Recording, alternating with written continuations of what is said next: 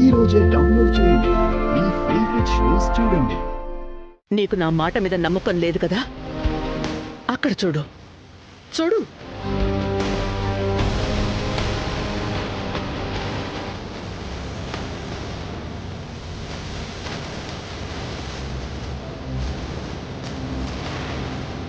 Thank you రేఖ. మీరు జాగ్రత్తగా ఉండండి. నువ్వు కూడా.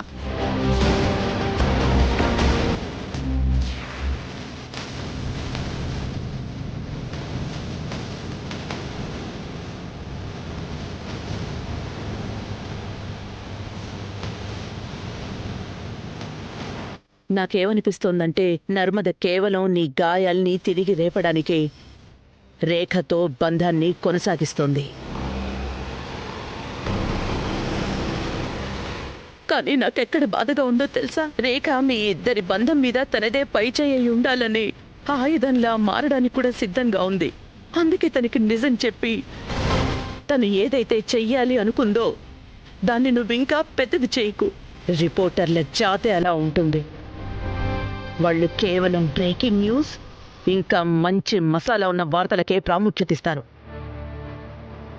నేనింత చెప్పిన తర్వాత కూడా నువ్వు రేఖకి అన్ని నిజాలు చెప్పాలి అనుకుంటే గనక ఆ తర్వాత నీ ఇష్టం. నేనేం చెప్పగలను?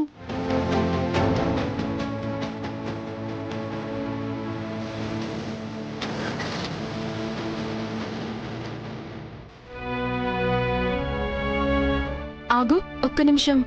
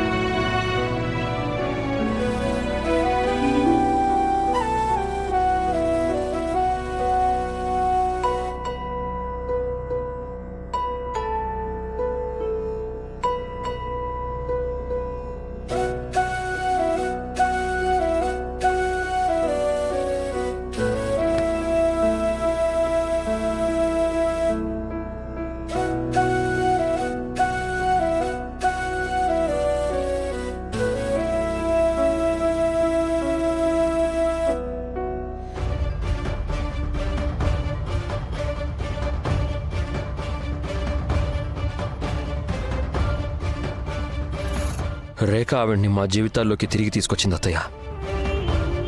పైగా ఎలాంటి సిచ్యుయేషన్లో పడేసిందంటే ఇక్కడే కదా మనల్ని, మా బంధాల్ని కాలితో ఆవిడ తన్ని వెళ్ళిపోయింది.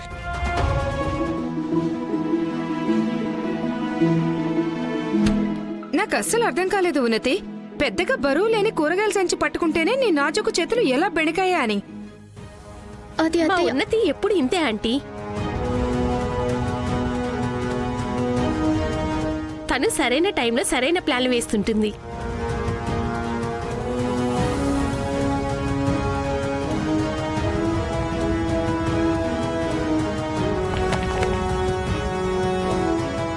సర్వనాశనం. కేవలం 1/2 కిలో టమాటాలే పట్టుకోమనిచ్చాను, అవి కూడా పడేసావు.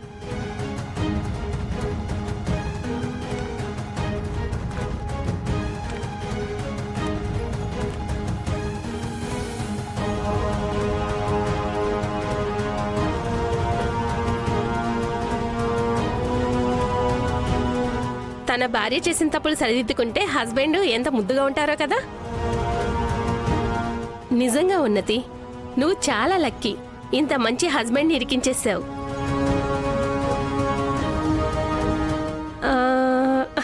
ఐ మీన్ పొందావు కదా ఉన్నతి. సరే, మీరిద్దరు కూర్చుని కబుర్లు చెప్పుకోండి, నేను టీ తీసుకొస్తాను. Thank you. నువ్వు వస్తున్నట్టు నాకు చెప్పనే లేదే. నీకు చెప్పి వస్తే ధ్రువు ఇవ్వాలి అనుకున్న సర్ప్రైజ్ పాడయ్యేది కదా. ఏం సర్ప్రైజ్? ఇక హస్బెండ్ దగ్గర దాచేదేముంటుంది?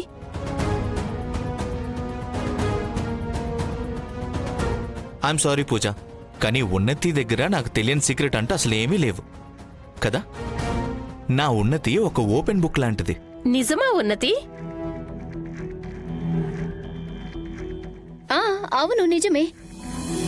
అందుకే నేను ఇప్పుడు ఓపెన్ గా చెప్తున్నాను, ఇది మా హస్బెండ్ వైఫ్ ల పర్సనల్ టైం. ఇప్పుడు నీ అవసరం అస్సలు లేదు.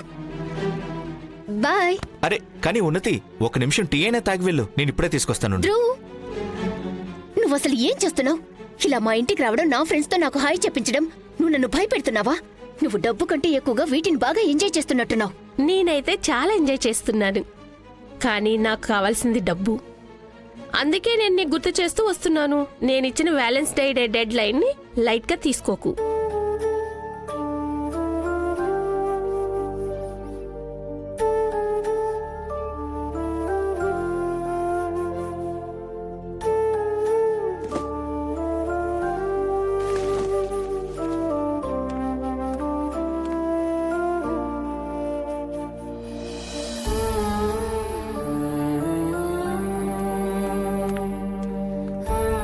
మీరు నాకు కాస్త హెల్ప్ చేయగలరా? ఏదైనా పని చేయడానికి నీకు ఎప్పటి నుంచి వేరే వాళ్ళ హెల్ప్ అవసరం అవుతుంది? స్పృహ తప్పడం కాదు, ఆవిడ చచ్చిపోయినా సరే అప్పుడు కూడా నేను లెక్క చేయను.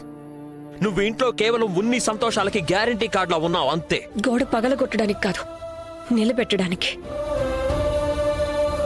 అది మీకంటే బాగా ఇంకెవరు చేయగలరు?